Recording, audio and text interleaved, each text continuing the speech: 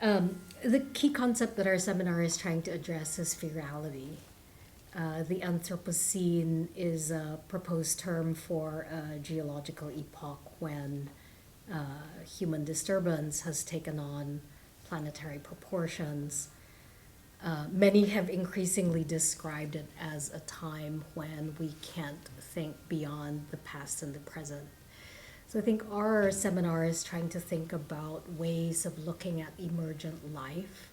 And in order to do this, it seems really important to take the more than human seriously.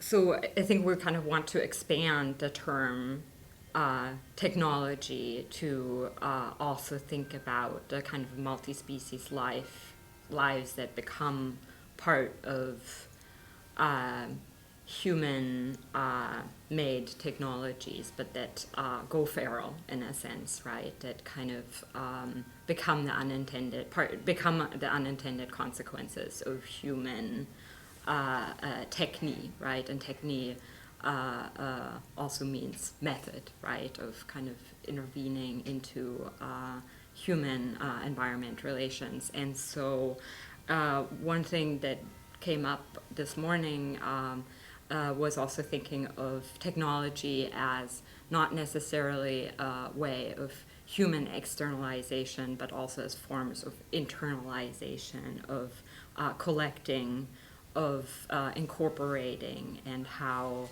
and maybe Anna can talk a little bit more about that, how also animals can become a technology. I don't know how to address the question of our seminar without beginning with what I think about the technosphere. And one of the meanings of the term biosphere is that collection of everything that's alive on Earth.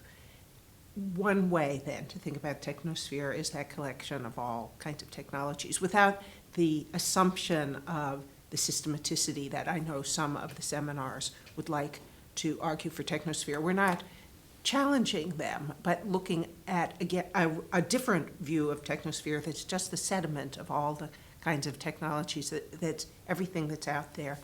For me, a technology is anything that's useful to fulfill a human idea or need, and it's a prosthesis, it's a way of extending our bodies to do things that we might not do otherwise. And in that sense, all our domestic animals are prostheses for things we can't do. This morning I was giving the example of the cow. As a cow can eat grass and digest it and turn it into meat and milk, and we can't eat grass, we're incapable of digesting it. So the cow is a technology for the digestion of grass that turns it into a food substance for humans. And in that sense, an animal can be a technology, but the sense we have of technologies is that if you're going to take the technology, you also have to take the waste materials, the consequences, that whole apparatus. You can't just take the human dream and say that's the technology, the thing we'd like to have work, that any technology, whether it's living or non-living, has lots of parts of it that have histories that are outside of our control. And so the concept of the feral that we're putting forward is to take a look at that history making of the non-humans that we get involved with, as well as that have to do with our purposes, as well as things that are outside of our purposes. And particularly the outside of our purposes is very exciting to us and seems to us really important to understand the environmental challenges that we're faced with these days. We're trying to think through landscape, but landscape as a set of dynamic relationships wherein we don't understand the system from the get-go, right? So we're taking two approaches, and here's where Anna and Bettina are really great to think with. Day one of our seminar tries to think about the arts of collaborative noticing. And we go to a field site that Bettina knows a lot about. The second day, we do what we're calling the arts of making, where we're encouraging people to break up into groups and trying to think across disciplines And we're also trying to trouble, particular really settled forms of knowledge making, and how do we then, come up with new tools for thinking about feral landscapes. One of the challenges that we're always given as part of a HKW Anthropocene curriculum is to work across conventional disciplinary boundaries and ways of categorizing knowledge, and that the making of little clocks about the feral technologies that we've come up with is a way to put some of the art science collaborations that we're thinking through into action. Mm-hmm.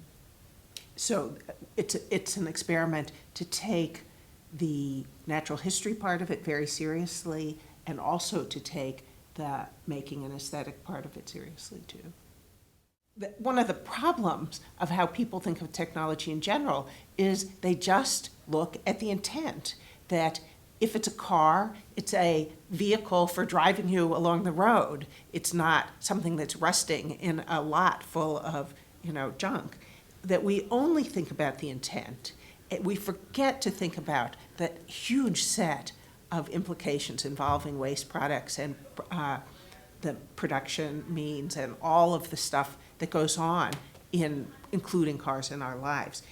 The nice thing about landscape is it's a spatial unit of heterogeneous assemblages, and what that allows us to do is you have to notice everything that's on there, the stuff that you wanted to be there and the stuff that you didn't want, the stuff that you explicitly didn't want and the stuff that you didn't care about at all. It's all piled up there in a juxtaposition to each other, and landscape is that unit that forces you to see the juxtaposition of the parts that were dreams and the parts that nobody noticed enough to pay any attention to before.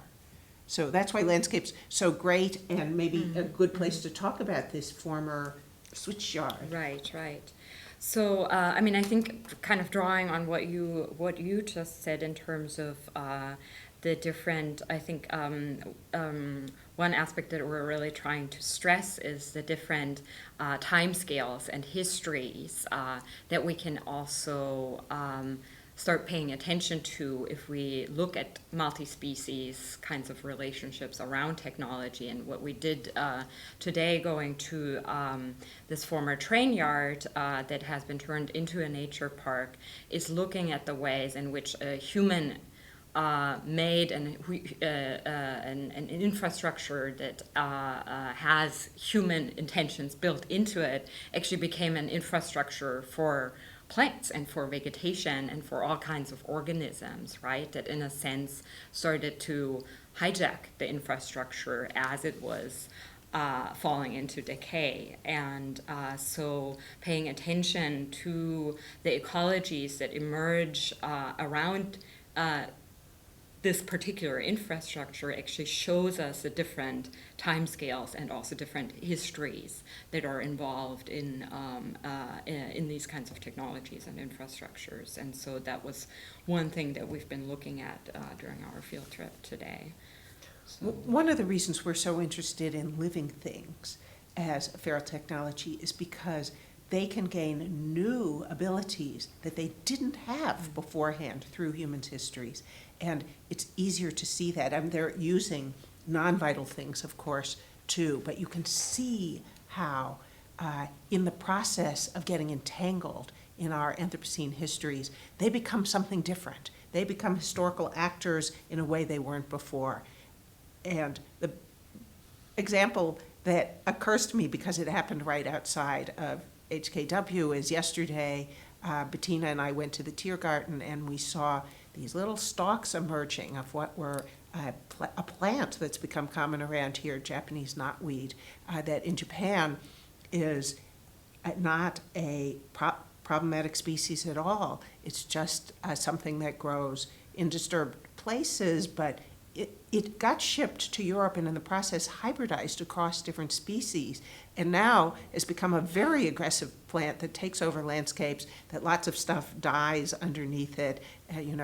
Somebody at the our seminar from Amsterdam said, in Amsterdam we consider it a plague, and that's a new ability that plant didn't have before, that in the process of industrial nursery trade, it was recreated in a new, very aggressive way that's allowed it to take on a different ecological niche than it ever had before. So that process in which feral technologies of all kinds can become something new and then create a whole new series of histories is extremely important for us to know something about. Mm-hmm. And I think also another aspect, I think specifically going to the field, going back to the field site that we just went to, is that different kinds of histories can be entangled with each other and can intersect. Like, for example, the history of war, the history of industrialization, the history of migration, of transport, of the development of train systems, right, in the kind of making of certain kinds of new ecologies and feral technologies as well, right? So And these are it's not histories one of that non-humans are making as well as humans. exactly, and so they become entangled with each other in these kinds of feral technologies that we're looking at. And in order to know new things about new kinds of relationships or new kinds of capacities or new kinds of histories that are being made, we're trying to think through the art sciences and humanities. So what the seminar is trying to do is, in a way, put people who may have come from anthropology or environmental humanities or biology or the arts or design and ask them to go for a walk together.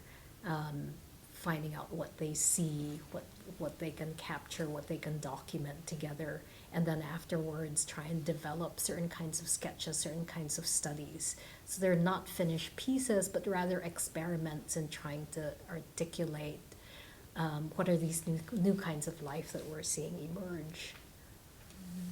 And I mean, I think this is what we've also, and Anna is also calling arts of noticing, right? And that we're kind of trying to rethink what could be alternative forms of arts of noticing, right? And how do we reshape them, and how do we maybe also reshape thought, right? A kind of feral thought that isn't domesticated in the ways in which maybe anthropologists or ecologists may be kind of trained to think along certain kinds of categories. And instead, I used this phrase in my talk this morning, shape forms of precise inattention, right, of something that you kind of see along the sidewalk, right, out of your kind of peripheral vision as you're walking by somewhere, right, and that you don't necessarily you kind of catch it by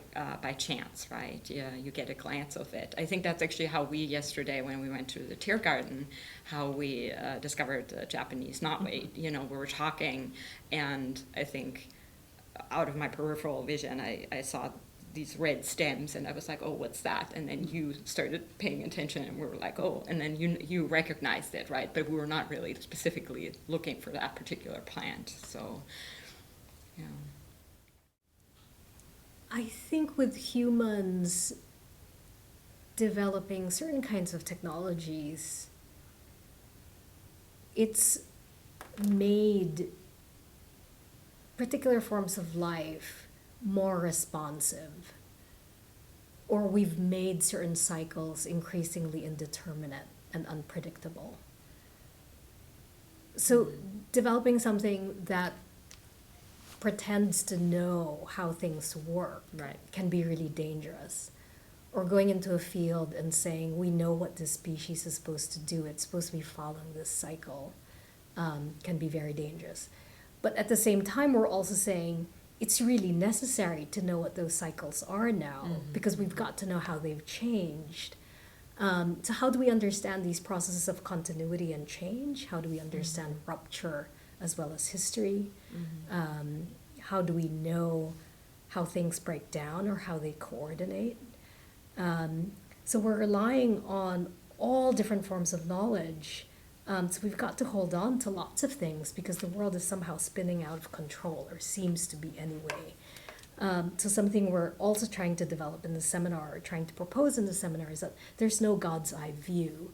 And here's where I think, it takes a real feminist approach. So it's taking situated practices and trying to think about what are these different, what are these very uneven processes that are getting unleashed right now? How do we not romanticize them on the one hand, and then how do we also not create monsters out of them? But how do we just start to describe them? How do we start to know how we're going to get out of this? Right? It's a really scary situation right now.